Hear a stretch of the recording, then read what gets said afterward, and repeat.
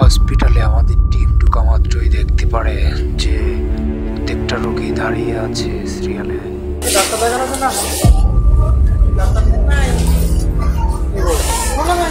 সবার মুখেই শোনা যাচ্ছিল হয়রানির গল্প।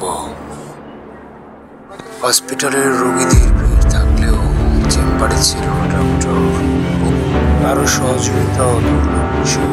এটা বুঝতেছেন না?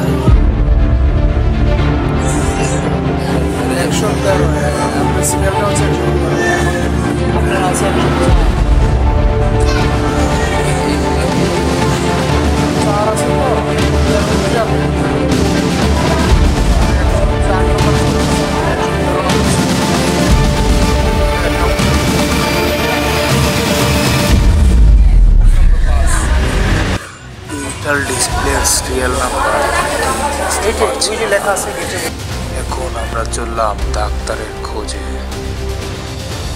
এজন্য একজন এমার্জেন্সি রোগীর প্রেসক্রিপশন নিয়ে কাউন্টারে যোগাযোগ করলে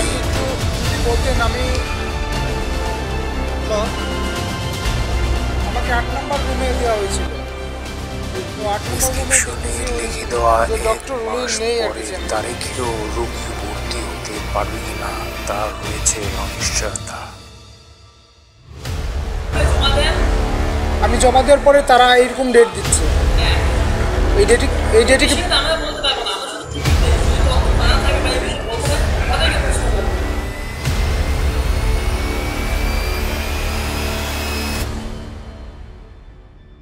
উনি ডক্টর আসবেন কখন? মোটামুটি ডক্টর কোথায় গেছেন, কখন আসবেন তার কোনো সদুত্তর নেই।